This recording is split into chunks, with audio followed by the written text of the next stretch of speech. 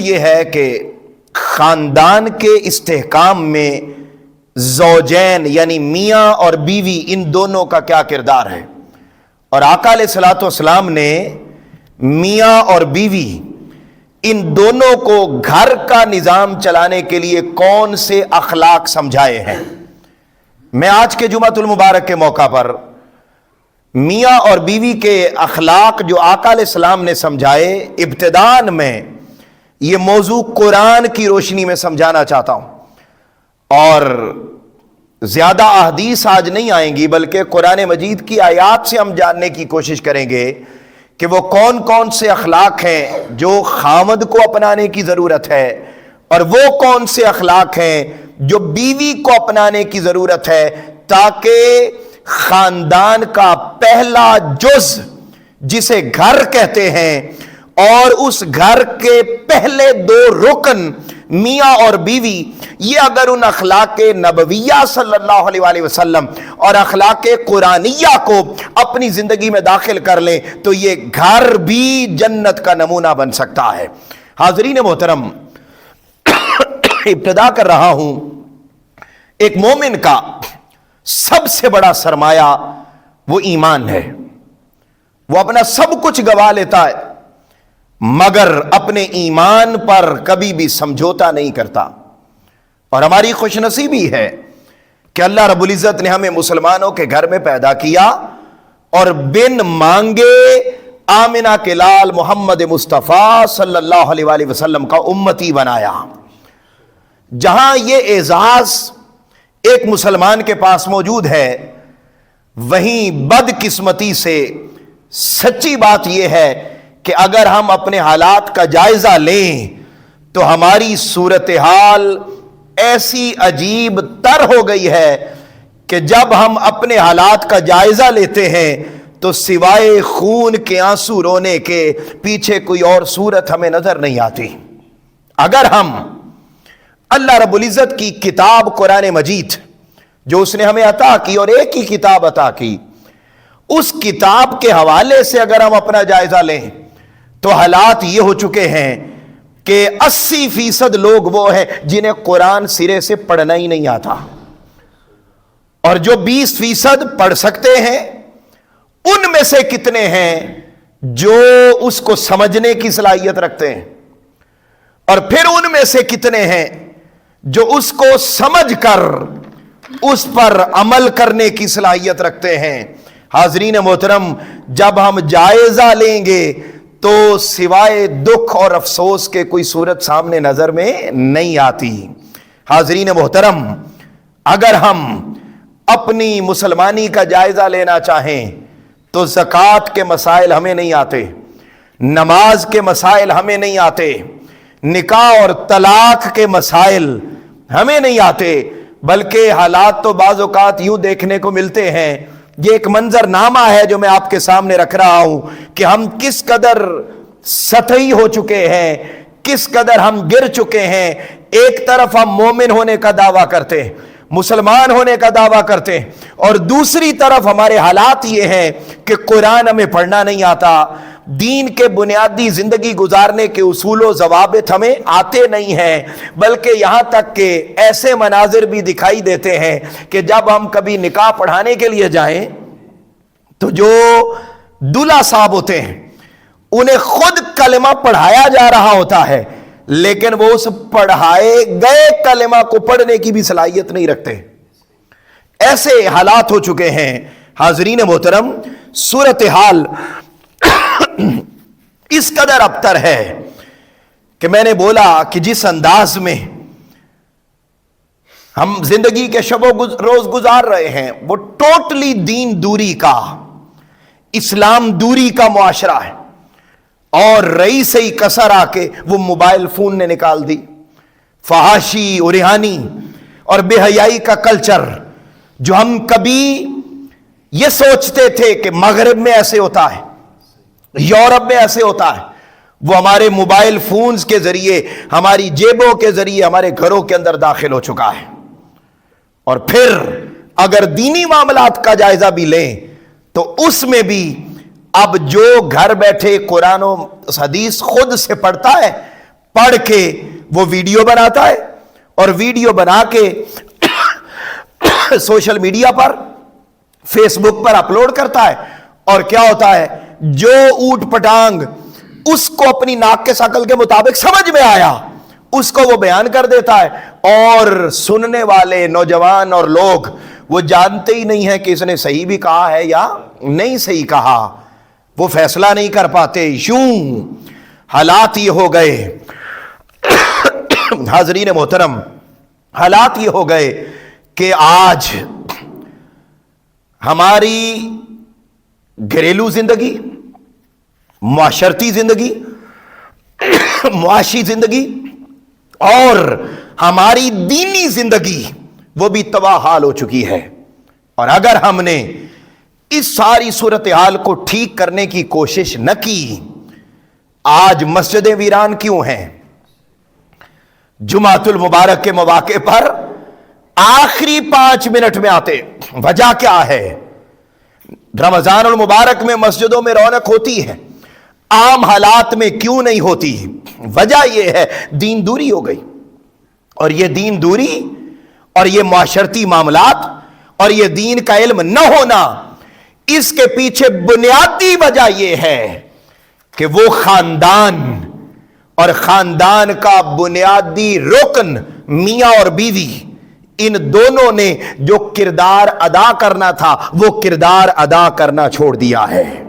हाजरीन मोहतरम, मैं अपने मौजू की तरफ बढ़ रहा हूं और यह बात समझाना चाहता हूं कि आज जितनी भी सूरत हाल दिगरगू है, खा मुआशी हालात खराब हैं, माशरती हालात खराब हैं, सियासी हालात खराब हैं, खा दीनी हालात खराब हैं, खा इल्म से दूरी का कल्चर है, दीन के इल्म की अपनाइयत नहीं रही है, तो इन सारी बातों के पीछे जो वजह है वो वजह यह है कि मियां और बीवी इन दोनों ने अपना किरदार अदा करना छोड़ दिया। हाजरीन मोहतरम, अल्लाह रब्बुल इज्जत ने खानदान बनाया और खानदान का जिक्र कुरान मजीद में फरमाया। और पहला खानदान जो अल्लाह रब्बुल इज्जत ने बनाया, मैं खानदान से बात को शुरू कर रहा हूं और आगे खानदान के जो बुनियादी रुकन है मियां और बीवी, उनका क्या किरदार होना चाहिए, कुरान मजीद की रोशनी में जानने की कोशिश करेंगे। मैं उस तरफ आ रहा हूं, बड़ी आसान बातें हैं, तवज्जो कीजिएगा। हाजरीन मोहतरम, अल्लाह रब्बुल इज्जत ने कुरान मजीद में इरशाद फरमाया, या अय्युहन्नास, ऐ लोगो, इत्तकू रब्बकुम, अपने रब का तकवा इख्तियार करो, अल्लज़ी खलक़कुम मिन नफ्सिन वाहिदा, उस रब का तकवा इख्तियार करो जिसने तुम्हें एक जान से पैदा फरमाया। हाज़रीन मोहतरम, ये जो नफ्सिन वाहिदा, इससे मुराद हजरत आदम अलैहिस्सलाम की जात है। सबसे पहले अल्लाह रब्बुल इज्जत ने जब खानदान बनाना चाहा तो खानदान बनाते वक्त अल्लाह रब्बुल इज्जत ने पहला फर्द वो मर्द को बनाया और इंसान बनाया। अब जब बनाया तो जब बना लिया तो उसके बाद अल्लाह रब्बुल इज्जत ने, चूंकि इंसान तना नहीं रह सकता, ये सोशल एनिमल है और ये तन्हा जिंदगी नहीं बसर कर सकता, इसके साथ कोई होगा, कोई स्पोर्टिव हैंड होगा तो तब वो अपनी जिंदगी को गुजार सकता है। अब अल्लाह रब्बुल इज्जत ने कुरान मजीद में पहले खानदान का तारुफ करवाया कि मैंने कायनात में पहला खानदान कौन बनाया, तो फरमाया मैंने तुम्हें एक जान से पैदा किया। बारी ताला वो जान कौन सी है जिससे सारी कायनात की नशोनुमा की? फरमाया वो पहला फर्द जो मैंने बनाया उसका नाम हजरत आदम अलैहिस्सलाम रखा। अच्छा, बारी ताला फिर किसे बनाया? फरमाया वह खाला का मिनहा ज़ौजहा, और फिर उसी आदम से मैंने हजरत हव्वा सलामुल्लाह अलैहा को पैदा फरमाया, उसका ज़ौज, उसकी बीवी को बनाया। अच्छा, जब बना लिया उसके बाद फरमाया खानदान के पहले 2 रुकन जो मैंने बनाए, पहले नंबर पर मर्द को बनाया, दूसरे नंबर पर बीवी को बनाया। और जब इन दोनों को बना लिया तो फिर फरमाया वबस्सा मिनहुमा रिजालन कसीरम व निसा, फरमाया फिर उसके बाद औलाद की शक्ल में कसीर तादाद में मैंने उसी आदम से और हव्वा से मर्द भी पैदा फरमा दिए और औरतों को भी इस जमीन पर पैदा फरमा दिया। हाज़रीन मोहतरम, ये खानदान, अब यहां पर एक बात बड़ी तवज्जो तलब है, और वो ये है कि कुरान की ये जो तरतीब है वो हमें एक मैसेज दे रही है। अल्लाह रब्बुल इज़्ज़त ने खानदान में दो लोग बनाए, पहले हजरत आदम को बनाया, फिर उसके बाद हजरत हव्वा को बनाया। अब पहले आदम को बनाया, बाद में हव्वा को बनाया, तो इसका मतलब यह है कि जो भी खानदान होगा, जब इंसान की शादी हो जाती है तो शादी हो जाने के बाद एक खानदान बनता है, वो मियां और बीवी वो एक खानदान के दो पिलर हैं। जब खानदान बन गया तो खानदान में पहला नंबर और पहला दर्जा वो खामद का होगा और दूसरा दर्जा वो बीवी का होगा। और अगर किसी घराने में, यह बात बड़ी तवज्जो तलब है, मैं आगे चलकर जाती बुनियाद पर नहीं, जाती ख्वाहिश पर नहीं, मेरी माएं, बहनें, बेटियां, जहां तक मेरी आवाज जा रही है, सोशल मीडिया के जरिए जहां तक जाएगी, यूट्यूब चैनल के जरिए जहां तक जाएगी, मेरी इस बात को समझें, यह कुरान मजीद की तरतीब है। अल्लाह रब्बुल इज़्ज़त फरमा रहे हैं, आज हमारे घरों में यह प्रॉब्लम आ गया कि अब बीवियां कहती हैं, और फिर मैं बात याद रख लें, आप लोग तो बुजुर्ग हैं और मैं बात जो करूंगा वो आज की नौजवान नस्ल को सामने रखकर करूंगा। आप लोग मुकद्दरों वाले हैं, अच्छे जमाने में वक्त आपने गुजार लिया है, वहां उस वक्त ये झंझट नहीं थे।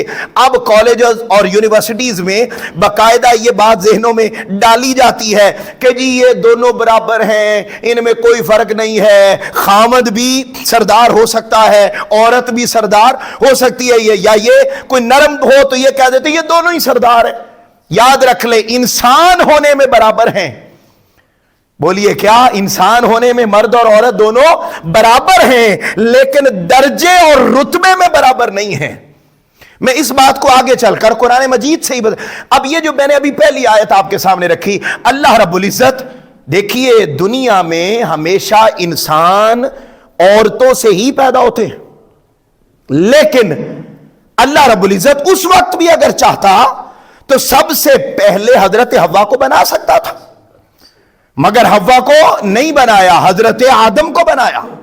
अब हजरत आदम अलैहिस्सलाम को बनाकर पूरी दुनिया को एक मैसेज दे दिया कि मैंने खानदान बनाया है पहला, जिसमें मियां था और उसकी बीवी थी। तो मैंने मियां बीवी को बनाते वक्त और पहला खानदान बनाते वक्त पहले मैंने मर्द को बनाया है, बाद में औरत को बनाया है। हालांकि मेरा ये कानून ही नहीं है, मैं कायनात में जितने इंसान आए औरत से पैदा करता हूं, मगर जब पहला इंसान बनाने की बारी आई तो मैंने पहले मर्द को बनाया, बाद में औरत को बनाया, ताकि दुनिया वालों को बात समझ में आ जाए कि इस कायनात में जब भी कोई खानदान बनेगा पहला दर्जा मर्द का होगा, दूसरा दर्जा औरत का होगा।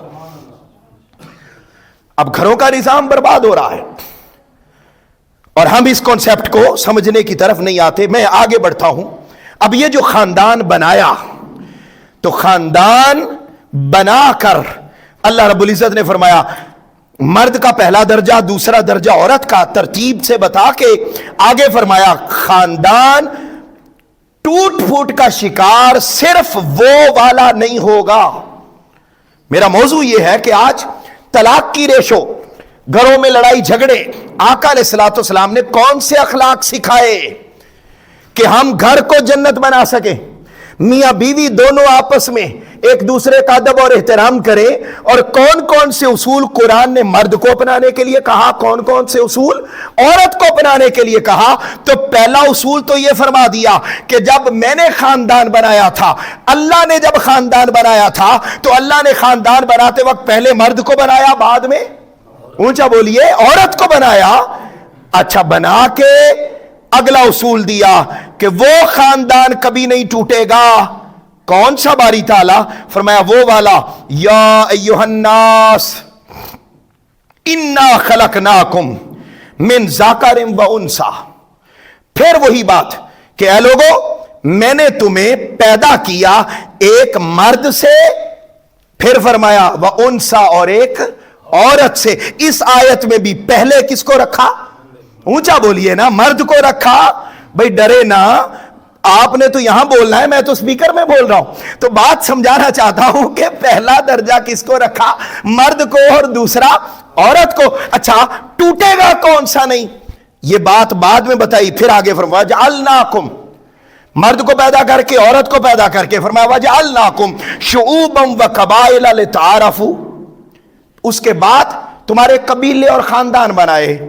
किसी को मलक बनाया, जट बनाया, बट बनाया, भट्टी बनाया, खानदान बनाए। फरमाया ये खानदान बड़ाई के लिए नहीं बनाए, लितारफू, सिर्फ इसलिए ताकि तुम्हारी आपस में जान पहचान हो सके कि इसका ताल्लुक किस कबीले से है, इसका ताल्लुक किस कबीले से है। बारी ताला फिर ये उकदा भी खोल दे कि वो कौन सा खानदान है जिसमें तलाकें नहीं होंगी, वो कौन सा खानदान है जिसमें लड़ाई झगड़े नहीं होंगे, वो कौन सा खानदान है जो कभी टूट फूट का शिकार नहीं होगा।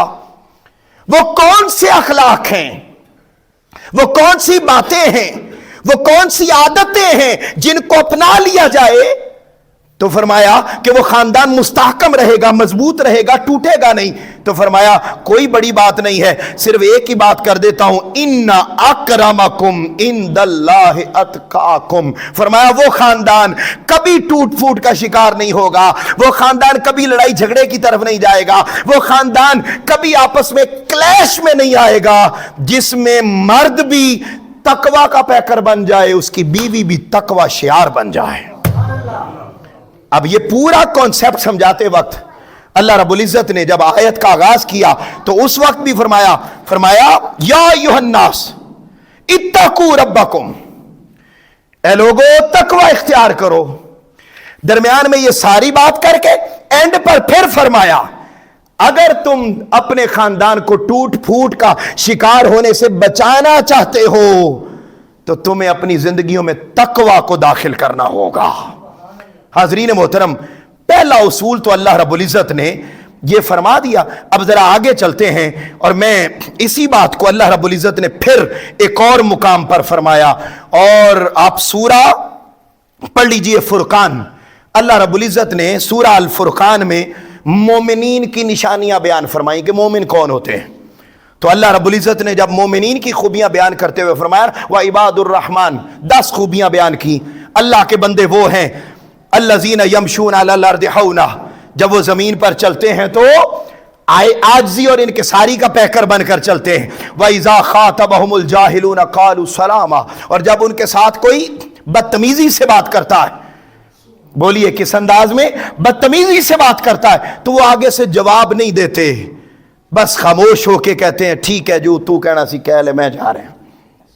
आगे से लड़ाई झगड़ा नहीं करते। ये सारी खूबियां बयान करने के बाद आगे चलते हैं तो अल्लाह रब्बुल इज्जत ने फरमाया उनकी खूबी ये होती है, वो क्या कहते हैं, रब्बना हब लना मिन अज़वाजिना, ए अल्लाह हमारी अज़वाज की तरफ से भी, व ज़ुर्रियातिना, और हमारी औलाद की तरफ से भी, कुर्रता अयुनिन, आंखों की ठंडक अता फरमा, वजअलना लिल मुत्तकीना इमामा, और हमारी औलाद को मुत्तकी और परहेजगारों का इमाम बना दे। अब मैंने आपके सामने 3 आयतें रखी हैं और इन 3 आयतों के जरिए यह बात आसानी से समझाना चाहता हूं कि खानदान सिर्फ वही बचेगा जिसमें तकवा की नेमत ज्यादा होगी। बोलिए किसकी नेमत ज्यादा होगी? तकवा की नेमत।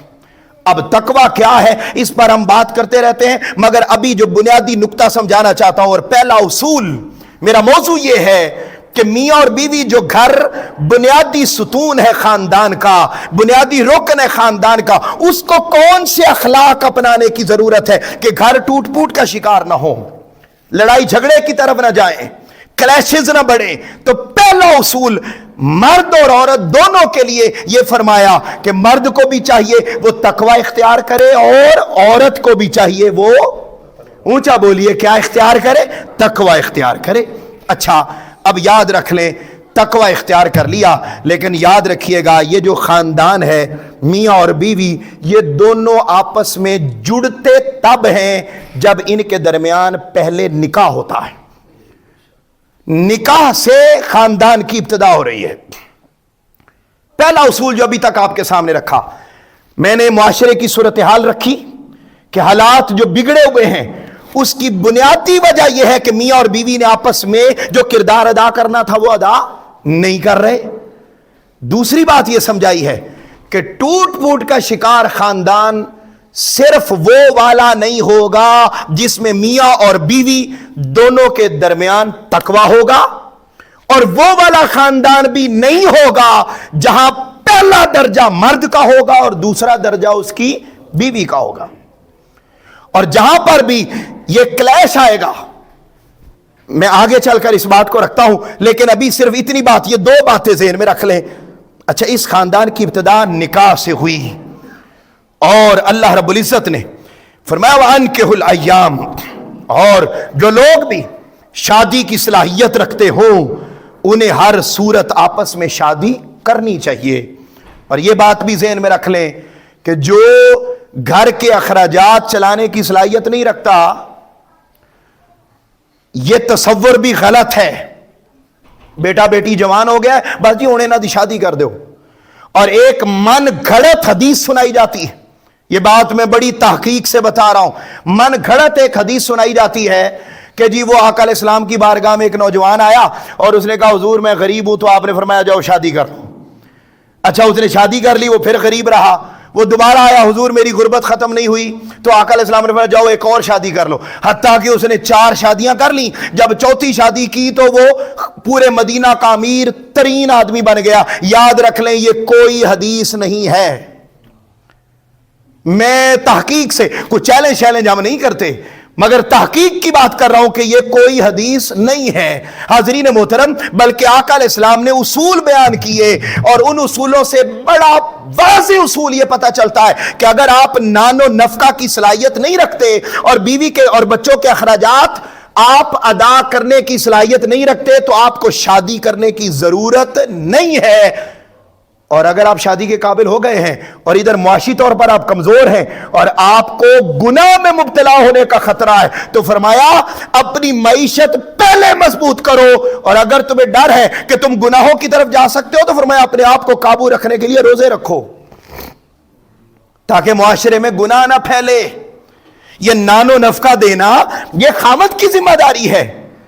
और मैं चूंकि एक गर्ल्स कॉलेज में पढ़ाता हूं, हमारे साथ ये गुज़श्ता दिनों की बात है, एक ऐसी टीचर भी हैं कि जिनका आलम यह है कि वो खुद कमाती हैं और उनका खामद सारा दिन घर में वेला बैठा है, और जिसे पंजाबी में आप जैसे सियाने बुजुर्ग बड़े कहते हैं ना जी, ये बुढ़ी दी कमाई खा रहे हैं। अब वो तो उसके जिम्मे ही नहीं था भाई, जिम्मेदारी तो सारी मर्द की थी। अच्छा, वो सारी उसके ऊपर डाल रखी है और वो सारा दिन घर में रहता है और ये कमाती। अब मैं आपके सामने ये बात रख रहा हूं कि ये शादी कौन करे? वो करे जो मुआशी तौर पर मजबूत हो। यहां से खानदान की इब्तिदा हो रही है, और अगर वो अखराजात पूरे नहीं कर सकता, उसको आका अलैहिस्सलाम ने फरमाया जब वो इस सलाहियत में आ जाए तो फिर फरमाया निकाह मिन सुन्नती, निकाह करना मेरी सुन्नत है, और जो मेरी सुन्नत पर अमल नहीं करता वो मेरी उम्मत में से नहीं है। अब आका अलैहिस्सलाम ने यहां पर एक उसूल बयान किया कि जब तुम शादी करने लगो तो खानदान की इब्तिदा होने लगी है। हम इन उसूलों को अक्सर नजरअंदाज कर देते हैं। अब उसूल देखिए, आका अलैहिस्सलाम ने जो उसूल बयान किया, या रसूलुल्लाह सल्लल्लाहु अलैहि वसल्लम हम जब शादी करने लगे, जब खानदान की इब्तिदा करने लगे, तो हमको कौन सा काम देखें? फरमाया सबसे पहले ये देखो, जिससे मैं शादी करने लगा हूं उसमें ये वाली 4 खूबियां पाई जाती हैं या नहीं? या रसूलुल्लाह सल्लल्लाहु अलैहि वसल्लम कौन सी? फरमाया अगर तुमने किसी से शादी करनी है ना, तो वाले मालेहा, उसके माल की वजह से उससे शादी करो। देखो कि वो खानदान मालदार मुआशी तौर पर कितना मजबूत है। अच्छा, ये उसूल औरत के लिए है, तो क्या ये उसूल मर्द के लिए नहीं होगा? पहले ये वाला उसूल मर्द के लिए है कि वो खुद मुआशी तौर पर मजबूत हो, पूरे महीने के अखराजात अदा करने की सलाहियत रखता हो, और अपनी औलाद को जमाने के एतबार से सहूलियात नहीं तो कम अज कम जरूरियात ضروریات اور سہولیات میں فرق ہوتا ہے. کم از کم ضروریات ادا کرنے کی صلاحیت رکھتا ہو. ہمارے ہاں پرابلم یہ ہوتا ہے کہ جب ہم اور ہمارے معاشرے میں کمپلیکس پایا جاتا ہے ایک، اسپیشلی جن کے ہاں بیٹیاں ہیں ان کے والدین زیادہ پریشان ہو جاتے ہیں. ادھر بیٹی پیدا ہوئی اور ادھر ساتھ ہی ماؤں کو بھی پریشانی لاحق ہو جاتی ہے اور والد باپ کو بھی کہ ہونے دی اسی شادی کی میں. تو اب آپ اندازہ کریں کہ اس وقت ہماری جب بچی جوان ہو گئی تو ہماری بس جلدی یہ کوشش ہوتی ہے کہ بس جیسے تیسے ہے بس یہ اپنے گھر چلی جائے. یہ اصول اسلام نے اور دین نے نہیں سکھایا. یہ دیکھو کہ جس سے آپ بیٹی کی شادی کر رہے ہیں اس کی مالی حیثیت کیا ہے، اور اگر بیٹے کے پاس معاشی طور پر مضبوطی ہے تو اس کے بعد اللہ رب العزت نے فرمایا لڑکے کے لیے بھی ہے، لڑکے تو شادی کرنے لگا ہے تو یہ دیکھ جن سے تو شادی کرنے لگا ہے ان کی مالی حیثیت کیا ہے. اور مالی حیثیت کو دیکھ کر اب اس پر فقہا نے لکھا کف ہونا ضروری ہے. کف کہتے ہیں برابری کو، کہ آپ نے یہ نہیں کرنا کہ آپ کی مالی حیثیت تو نہ ہو اور آپ کسی بڑی جگہ پر شادی کر رہے ہو. اس سے بھی ذہنی طور پر ہم آنگی نہیں ہوگی، لڑائی جھگڑے بڑھیں گے. اور یہ بلکہ فرمایا آپ کی جو مالی حیثیت ہے اس کے مطابق، اچھا اس کے مال کو دیکھو. دوسرا فرمایا والے جمالہا، اس کے حسن کو دیکھو. اور حسن یاد رکھیں ظاہری نہیں ہوتا فقط، سب سے بڑا حسن اس کے کردار کا ہوتا ہے. فرمایا اگر آپ نے شادی کرنی ہے تو دوسرا اصول، میں کوئی اضافی بات نہیں کر رہا، ترجمے کر رہا ہوں آپ کے سامنے، آقا علیہ السلام کی حدیث ہے. اچھا تیسرا فرمایا والے حسبہا، اس کا خاندان دیکھو. اور خاندان میں فرمایا جب تم شادی کرنے لگے ہو خاندان دیکھو کہ ان کی مہمان نوازی کا طریقہ کیا ہے. اور جہاں پر بھی نہیں دیکھا جاتا اور اندھا دھند آنکھیں بند کر کے آپ رشتہ جوڑ لیتے تو یہ بعض اوقات ہم شہرت کی وجہ سے شادی کر لیتے ہیں، بعض اوقات ہم ظاہری عہدہ اور منصب کی وجہ سے شادی کر لیتے ہیں، بعض اوقات ہم اس وجہ سے یہ فلاں بڑا نیک ہے جی.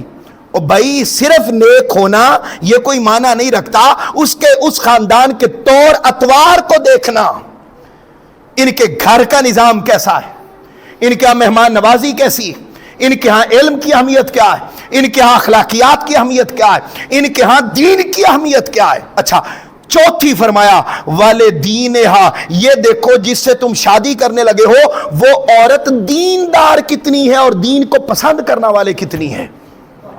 اچھا یہ چار باتیں بیان کر کے نا اب ذرا اگلا لفظ سنو.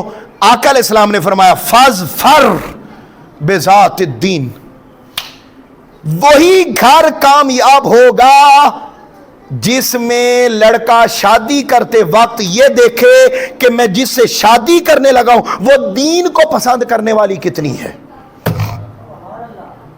اب لڑائی جھگڑے ہوتے ہیں، گھر ٹوٹتے ہیں، طلاقیں ہوتی ہیں، شادی کے بعد پھر اور دیگر معاملات سامنے آتے ہیں سوسائٹی میں. تو اس کی بنیادی وجہ آپ یہاں جان لیں کہ جب ہم رشتے کرتے ہیں تو رشتے کرتے وقت ہم میں سے کتنے لڑکے ہیں جو دین کو ترجیح دیتے ہیں اور کتنی لڑکیاں ہیں جو یہ ترجیح دیتی ہیں کہ میں جس سے شادی کرنے لگی ہوں اس میں دین پسند کتنی ہے اور کی دین پسندی کتنی ہے. بلکہ اس میں تو یہ دیکھا جاتا ہے کہ اے مولوی نا میں شادی کرنی ہے، وہ یہ تو بڑا نیرو مائنڈڈ جو ہوئے گا. ہیں لڑکیاں یہ دیکھتی ہیں اور لڑکے بھی یہی دیکھتے ہیں، دین پسندی ہے. اب جب ہمارا پہلا سٹیپ بھی غلط ہو گیا، تاجدار کائنات صلی اللہ علیہ وسلم گارنٹی دے رہے فاظفر بذات الدین، شادی میں کامیاب خاندان وہ ہوگا جو دین کو ترجیح دے گا، اور جو دین کو ترجیح نہیں دیتا تو یہ آقا علیہ السلام نے اخلاق سکھائے. میں آپ کے سامنے اخلاق رکھ رہا ہوں. اچھا اب یاد رکھ لیں یہ جو میاں بیوی کا رشتہ ہے نا یہ عام رشتہ نہیں ہے. یہ کائنات جب بنی تو ساری رشتہ داریاں بعد میں بنی، میاں بیوی کا رشتہ سب سے پہلے بنا.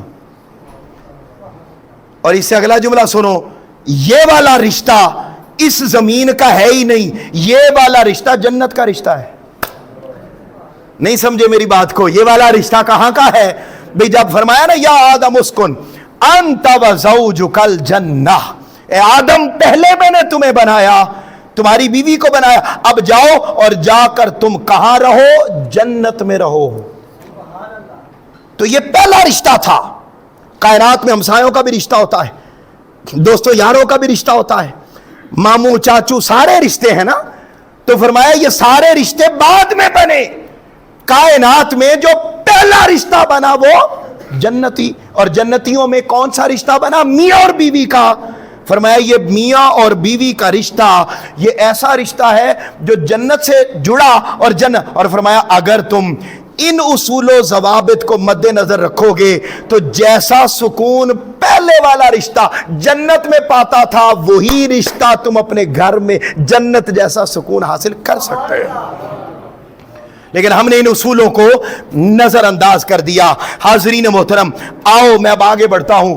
اور یہ جو میاں بیوی اب بن گئے, پھر ذہن میں رکھ لیں کہ یہ ساری باتیں ابھی میں نے موضوع کی ابتدا کی ہے, میں نے ذمہ داریوں پر آنا تھا اور میں نے چاہا یہ موضوع میرا میاں اور بیوی کا یہ کم از کم اگلے 2 جمعۃ المبارک کے موقع پر اور جاری رہے گا. آج میں صرف قرآن کی روشنی میں آپ کے سامنے رکھ رہا ہوں, اس بات کو سمجھانے کی کوشش کر رہا ہوں کہ سب سے پہلے اخلاق وہ خاندان کو اپنانے کی ضرورت ہے, اور خاندان میں بھی پہلے 2 رکن وہ میاں اور بیوی ہوتے ہیں.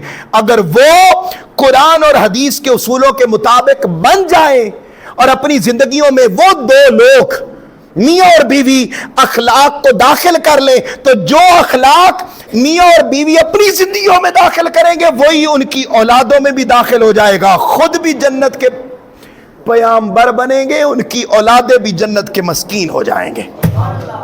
اچھا, اب میاں اور بیوی بن گئے, اب بن جانے کے بعد ذرا اگلا جملہ سنو. میاں اور بیوی کو کرنے کی کیا ضرورت ہے؟ 3 بنیادی چیزیں ہیں. ویسے تو 10-12 ہیں, مگر ان میں سے میں ان جمعات المبارک کے موقع پر صرف 3 کو داخل کروں گا. میری مائیں بہنیں بیٹیاں بھی سنتی ہیں اور بزرگ بچے نوجوان بھی سن رہے ہیں. جن کی شادیاں ہو چکی ہیں وہ بھی ان اصولوں کو اپنائیں, جن کی نہیں ہو چکی تو یہ جو میں نے حدیث پاک آپ کے سامنے رکھی کہ جب آپ نے رشتہ جوڑنا ہے تو آقا علیہ السلام کے اصول کے مطابق اگر ان اصولوں کو ہم نے داخل کر لیا تو پھر طلاقوں کی نوبت نہیں آئے گی, لڑائی جھگڑوں کی نوبت نہیں آئے گی, پھر مسائل کا سامنا نہیں کرنا پڑے گا. اب دیکھیے آقا علیہ السلام نے فرمایا اب اگر ہو گئی ہے تو ہو جانے کے بعد میاں اور بیوی کو کم از کم 3 کام ایسے ہیں جن کی اس زندگی میں داخل کرنے کی ضرورت ہے. ان میں پہلا کام فرمایا ہر مسلمان مرد اور عورت پر لازم ہے کہ وہ دین کا علم حاصل کرے. اونچا بولیے, کیا حاصل کرے؟ اور یاد رکھ لیں دین کا علم حاصل کرنے کی کوئی عمر نہیں ہوتی, بلکہ آقا علیہ السلام نے فرمایا اطلب العلم الی اللحد الی المہد. فرمایا تم کیا کرو؟ دین کا علم حاصل کرو ماں کی گود سے لے کر, من المہد الی اللحد, ماں کی گود سے لے کر قبر کی دیوار تک تم پر لازم ہے کہ دین کا علم حاصل کرو. قرآن نہیں پڑھا کوئی بات نہیں ہے. میرے آقا نے کتنی شفقت فرمائی, فرمایا اگر تم صحیح قرآن پڑھو گے نا تو تمہیں 1 نیکی ملے گی, اور قرآن پڑھتے ہوئے تمہاری زبان لڑکھڑائے گی اور تم صحیح طریقے سے لفظ ادا نہیں کر سکو گے, اور لفظ ادا کرتے ہوئے تمہیں مشکل ہوگی. فرمایا جو صحیح پڑھے گا اسے 1 نیکی دوں گا, جو لڑکھڑا کے پڑھے گا اسے 2 نیکیاں دوہرا ثواب عطا فرماؤں. تو کیا ہو گیا؟ بوڑھے ہو گئے ہیں, کیا ہو گیا؟ زیادہ عمر ہو گئی ہے. تو آقا علیہ السلام نے اخلاق دیا, فرمایا دین کا علم حاصل کرو. اب میں اس پر زیادہ وقت نہیں لگانا چاہتا, اس پر میں آلریڈی رمضان المبارک میں بات کر چکا ہوں کہ دین کا علم حاصل کرنا کتنا ضروری ہے. دوسرا کام یاد رکھ لیں جو میاں اور بیوی کو اپنانے کی ضرورت ہے, میں اس پر چند منٹ کی جو رہ گئے ہیں اس پر بات کرنا چاہتا ہوں, اور وہ یہ ہے کہ اللہ رب العزت نے قرآن مجید میں میاں اور بیوی کو زندگی گزارنے کے لیے کچھ اصول دیے ہیں. ان اصولوں کو عملی طور پر اپنانا وہ میاں اور بیوی دونوں کے لیے ضروری ہے. آؤ ذرا سورہ النساء کو پڑھتے ہیں. پہلا اصول اگر خاندان بچانا ہے, یہ یونیورسٹیز اور کالجز کی پڑھنے والی بچیاں اور بچے دونوں ذرا توجہ سے سنیں. میں نے پہلے کہا آپ بزرگ ہیں, آپ وقت گزار چکے ہیں, میری زیادہ گفتگو نوجوانوں کے لیے ہے, اور وہ نوجوان جن کی شادیاں ہوئی ہیں یا وہ نوجوان جن کی ابھی ہونے والی ہیں, وہ ذرا توجہ رکھیں اور بڑے فیصلہ کرتے وقت ان اصولوں کو مد نظر رکھیں. اور یہ باتیں قرآن کی ہیں, اس بات کو یوں نظر انداز نہیں کیا جا سکتا کہ جی یہ مرد کو زیادہ درجہ اس لیے دیا گیا کہ چونکہ مرد ہمیشہ قانون بناتے ہیں, مرد ہمیشہ یہ باتیں کرتے ہیں. بھائی مرد نے قانون نہیں بنایا, یہ قانون اس رب نے بنایا ہے جس نے پہلا خاندان اس کائنات میں خود اپنے ہاتھوں سے بنایا تھا. وہ رب پھر فرما رہا ہے سورہ النساء, فرمایا الرجال قوامون علی النساء, مرد اس کو عورت پر قوام بنایا. اب ذرا ترجمہ سنیے گا اور بات کو توجہ سے سمجھیے گا. قوام یونیورسٹیز میں اور کالجز میں اب یہ ترجمہ پڑھایا جاتا ہے, قوام کا معنی ہے نوکر, خادم. مطلب کیا؟ مرد جو ہے وہ عورتوں کا نوکر ہے. کسی ڈکشنری میں یہ معنی بیان نہیں ہوا, اور اگر کسی کو لگے کہ یہ ہی معنی ہے تو پھر میں کہتا ہوں کہ اس کے برعکس اسی صورت کو پڑھیے. اللہ رب العزت کو بھی پتا تھا کہ ایسے جاہل بھی پیدا ہو جائیں گے جو قوام کا معنی ہی بدل دیں گے. بھئی قوام کا معنی ہے گھر کے تمام معاملات کا ذمہ دار, اور ذمہ دار کبھی نوکر نہیں ہوتا, ذمہ دار ہمیشہ حاکم ہوتا ہے. تو فرمایا الرجال قوامون علی النساء, عورتوں پر سردار, عورتوں پر حاکم, عورتوں پر ذمہ دار, ان کی حفاظت کرنے والا, ان کی لک آفٹر کرنے والا, گھر کے تمام معاملات کو دیکھنے والا, یہ کوئی اور نہیں ہے. وہ کون ہے؟ مرد ہے. عورت بولیے نا. نہیں, میں عورتوں کی تذلیل نہیں کر رہا, معاذ اللہ, استغفر اللہ. یہ عورتوں کو فخر کرنا چاہیے کہ وہ اسلام سے تعلق رکھتی ہیں, اور اسلام نے خواتین کو یہ عزت عطا کی ہے کہ ان کی حفاظت کے لیے اللہ نے مرد کو ان کے اوپر سردار اور حاکم بنا کر, سیکیورٹی گارڈ بنا کر ان کی حفاظت کے لیے متعین کر دیا ہے. کسی دین اور مذہب میں ایسا نہیں ہے. یہ خوبصورتی اسلام کی ہے. اچھا, اب جب کہتے ہیں اچھا قوام کا جو بھی ترجمہ کر لیں, آپ اس آیت کا ترجمہ کیا کریں گے؟ وَلِلرِّجَالِ عَلَيْهِنَّ دَرَجَةٌ, کہ ہم نے مردوں کو عورتوں پر ایک درجہ فضیلت عطا کی ہے. یہ تو واضح آیت ہے نا, وَلِلرِّجَالِ عَلَيْهِنَّ دَرَجَةٌ. یاد رکھ لیں, لڑائی جھگڑے اس خاندان میں ہیں جہاں پر بیوی بھی سردار بننے کی کوشش کرتی اور مرد بھی. اب وہ اس میں رہتا ہے کہ بھئی مجھے اللہ نے یہ حق دیا, میں تو ہوں. اچھا, جب گھر کے اخراجات چلانے کی باری آئے تو مرد دیکھے, اور جب فیصلے کرنے کی باری آئے تو عورت کہتی ہے میں کروں. پہلے کیا تھا؟ پہلے یہ معاملات نہیں تھے, اس لیے لڑائی جھگڑے نہیں تھے. اب جب, اور یاد رکھ لیں, آپ ایک سکول بنائیں, ایک کالج بنائیں, ایک ادارہ بنائیں, جس بھی سکول کالج ادارے کے 2 حاکم ہوں, مجھے ایمانداری سے بتائیں وہ ادارہ چل سکتا ہے؟ بولے نا, نہیں چل سکتا. یہاں تک کہ اللہ نے کائنات کا نظام بنایا نا, تو فرمایا قل هو اللہ احد, وہ اللہ ایک ہے. باری تعالیٰ 2 کیوں نہیں بنائے؟ قرآن نے خود واضح کیا, فرمایا کائنات کا نظام چلانا تھا. اس کائنات کے نظام کو چلانے کے لیے اگر 2 خدا ہوتے لفسدتا, تو لڑائی جھگڑے ہی ختم نہیں ہونے تھے. ایک کہتا مشرق سے سورج نکالنا ہے, دوسرا کہتا, تو کائنات کا نظام چل ہی نہیں سکتا تھا. کائنات کا نظام چلانے کے لیے خدا ایک ہوا, گھر بھی ایک کائنات ہے, گھر کا بھی ایک نظام ہے, اس کو چلانے کی خاطر فرمایا ایک ہی سردار ہوگا, 2 بولیے نا, نہیں ہوں گے. 2 ہوں گے تو نظام چل ہی نہیں سکے.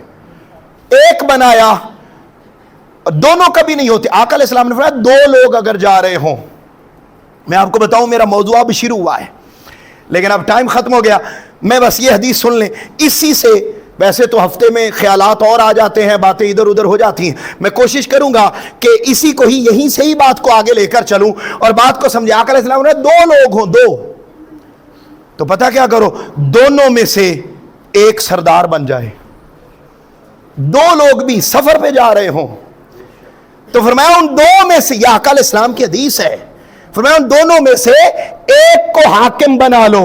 بھائی آپ نے 2 گھنٹے کا سفر کرنا تھا، 5 گھنٹے کا کرنا تھا، اس کے لیے آپ نے ایک کو حاکم چنا۔ یہ جو پوری زندگی کا سفر کرنا ہے اس میں آپ نے حاکم ہی نہیں چنا، اور آپ ساری زندگی اسی خواہش میں مرتی اور تڑپتی رہی کہ میں بھی انسان ہوں، یہ بھی انسان۔ بھئی انسان ہونے میں دونوں برابر ہیں، مگر ان دونوں میں فرمایا وَلِلرِّجَالِ عَلَيْهِنَّ دَرَجَةٌ، بھئی فضیلت کس کو دی ہے؟ فرمایا ان دونوں میں سے فضیلت اور رتبہ ہم نے ایک درجہ مرد کو زیادہ دیا ہے۔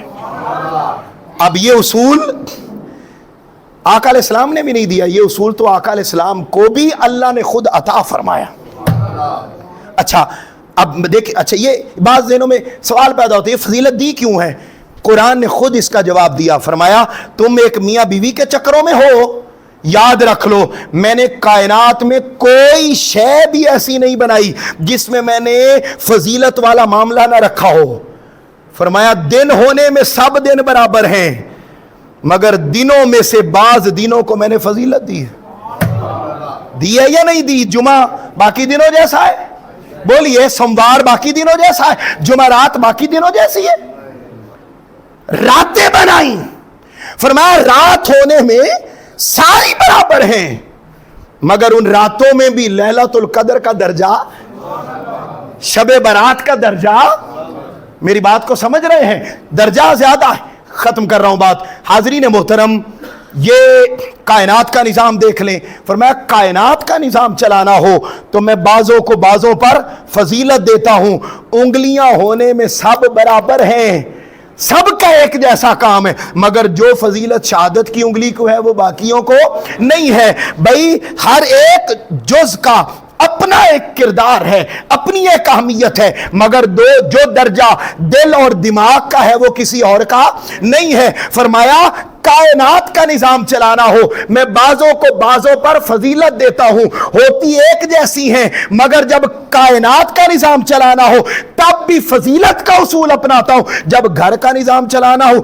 تب بھی میں مرد اور عورت ہونے میں تو دونوں برابر ہیں، مگر ان دونوں میں سے فضیلت میں نے نظام چلانے کی خاطر مرد کے سپرد کر دی۔ اب یہاں سے بات کو آگے چلاؤں گا۔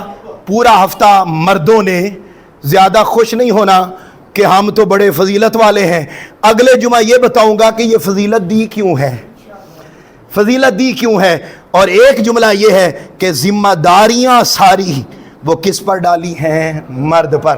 وہ جو ادا کرتے ہیں وہ فضیلت والے ہیں، اور یاد رکھ لیں عورت کو یہ فضیلت لینے کی اور اس میں جھگڑا کرنے کی اور ٹانگ اڑانے کی کوشش نہیں کرنی چاہیے۔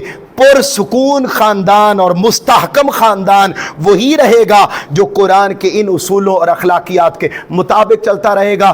پھر یہ رشتہ آیا بھی جنت سے تھا، یہ گھر بھی پھر جنت کا نمونہ بنتا چلا جائے گا۔ اللہ رب العزت عمل کی توفیق عطا فرمائے۔ وما علینا الا البلاغ المبین۔